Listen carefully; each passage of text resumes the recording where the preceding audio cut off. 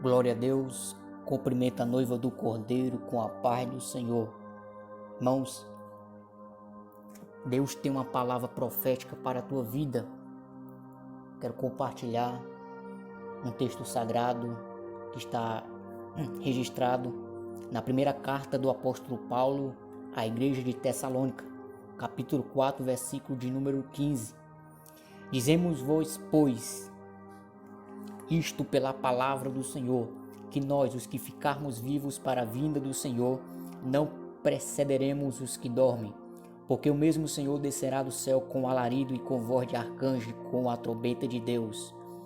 E os que morreram em Cristo ressuscitarão primeiro, depois nós, os que ficarmos vivos, seremos arrebatados juntamente com eles nas nuvens, a encontrar o Senhor nos ares. E assim estaremos para sempre com o Senhor. Portanto, consolai-vos uns aos outros com estas palavras. Esta é a palavra do Senhor, a palavra que salva, que liberta, que cura e que transforma a vida do homem. Noiva do Cordeiro, igreja que vai subir naquele grande dia. O texto que nós acabamos de ler, da primeira carta do apóstolo São Paulo, igreja de Tessalônica, no capítulo 4, versículo 16, 17, 18, vai aí nos revelar. Paulo narrou como é que será o rapto da igreja, tanto os que estão vivos, os que ficarem vivos, quanto aqueles que já estão dormindo no Senhor. Mas o interessante e o que me fez trazer essa meditação, esta palavra profética para a tua vida, foi da palavra que o Senhor fala, a encontrar. Esta palavra encontrar, o cristianismo em si, ele foi marcado, ele é marcado por grandes encontros, tanto no passado quanto no presente e também no futuro. O cristianismo, nos anais da história, foi marcado por grandes encontros, onde o comum se encontra com o incomum, onde o imperfeito se encontra com o perfeito, onde o natural se encontra com o sobrenatural, a criatura se encontra com o seu Criador. A Bíblia diz que o maior exemplo disto foi Jesus. Jesus, ele era acusado de andar e comer com os pecadores e publicanos. A Bíblia vai registrar a história de Zaqueu. Zaqueu era o maioral dos publicanos e era odiado pelo povo, porque Zaqueu, ele roubava dos impostos. Mas esse mesmo Zaqueu, um dia, teve um desejo no seu coração de um dia conhecer aquele que muda história. Um dia Zaqueu, ele teve no seu coração o desejo de ter um encontro com Jesus. E esse encontro veio. Em poucas horas se passam.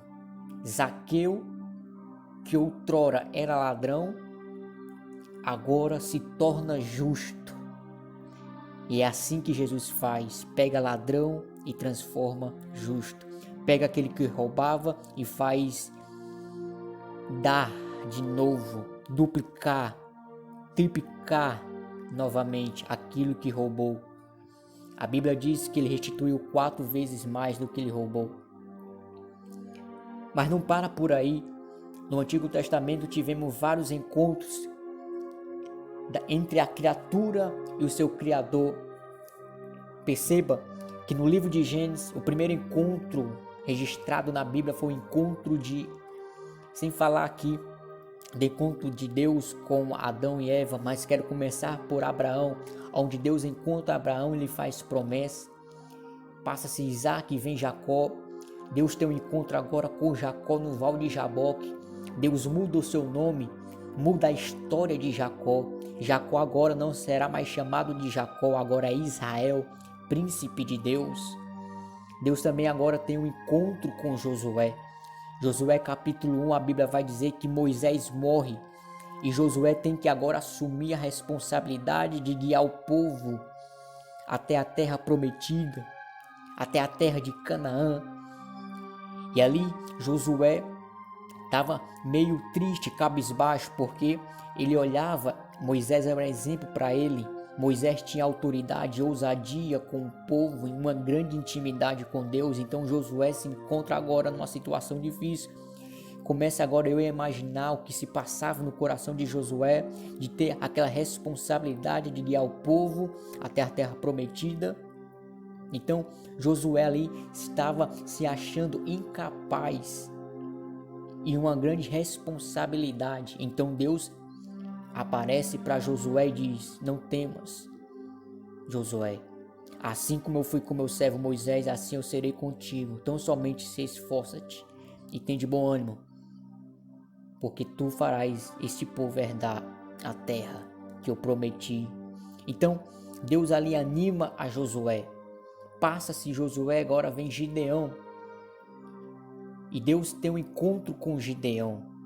E esse encontro interessante que Deus não vem para acusar Gideão, porque a Bíblia diz que Gideão estava malhando trigo no lagar, e todos nós sabemos que malhar trigo não é no lagar. Então Deus não aparece para Gideão para lhe acusar, para dizer que ele é um covarde, não.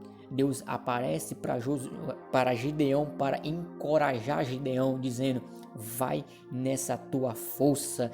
Isto, irmãos, é uma palavra profética. Quantos hoje estão precisando desta palavra? Mas não para por aí. Agora chega as chamadas proféticas. Deus agora vai encontrar com Jeremias. E no capítulo de número 1 ali, do profeta Jeremias, o Senhor vai dizer que Deus chama o profeta desde o ventre da sua mãe. Que desde o ventre da sua mãe, Deus já tinha chamado ele para ser profeta. E o encontro mais tremendo e forte para mim no Antigo Testamento é o encontro de Deus com o profeta Isaías, onde a Bíblia diz que no dia em que morreu o rei Uzias, eu vi o Senhor assentado no alto e sublime trono. E aqui podemos perceber a grande revelação. Deus abre a visão de Isaías no dia em que o seu tio morre. No dia que ele chega num tempo triste, Deus abre a visão de Isaías e ele contempla o céu aberto e um assentado sobre o trono. Louvado seja o nome do Senhor. E ali Deus dá a chamada profética para Isaías, e Isaías hoje é conhecido pelo povo judeu e também pela igreja como profeta messiânico, profeta que mais vaticinou a respeito da vinda do Senhor, tanto a primeira quanto também a segunda vinda. E também a história vai dizer que Deus tem um encontro agora com Paulo, né? Que antes era Saulo. Deus derruba Paulo do cavalo, né? E dá ali uma chamada, dá o ministério apostólico e um ministério para os gentios. E Paulo hoje se tornou através da história e pelas 13 epístolas paulinas. E as epístolas paulinas é a espinha dorsal do Novo Testamento. Depois de Cristo, Paulo para mim é o apóstolo mais que levou o evangelho às nações. Então Deus teve um encontro com Paulo e lhe deu um ministério para os gentios. Então a Bíblia está registrada de encontros, sem falar do encontro de Jesus com Pedro e sem falar dos vários encontros em que teve o nosso Senhor Jesus Cristo com os pobres, com os pecadores, com os publicanos, com os leprosos, com os cegos. Mas não para por aí. Onde nós lemos no livro de Tessalonicenses, a Bíblia vai dizer que vai ter um dia o maior dos encontros, que é o Senhor Jesus Cristo com a sua noiva. Este é o maior encontro e isto é a maior esperança do crente hoje, a volta do Senhor Jesus Cristo. Estamos esperando Ele e Ele um dia voltará. Ele prometeu em João capítulo 14, não se turbe o vosso coração, credes em Deus, também credes em mim. Na casa de meu pai há muitas moradas, se não fosse assim eu não vos teria dito. Jesus foi preparar lugar, igreja. E esse dia está voltando para buscar a sua igreja, para morar com Ele por toda a eternidade. Então, a palavra profética para a tua vida é essa. Estamos perto. O fim se aproxima. onde a igreja, a noiva do Cordeiro, se encontrará com ele nas nuvens. Aleluia! Esta é a palavra profética, a palavra de esperança. A Bíblia diz que a palavra do arrebatamento não é a palavra para atemorizar o crente, o cristão e a humanidade. A Bíblia diz lá no livro de 1 Tessalonicenses, onde nós lemos que a palavra do arrebatamento é palavra de consolo. Então, consolai-vos uns aos outros com estas palavras. Então, toma esta palavra, tome posse desta palavra, uma palavra profética e que vai em direção ao teu coração.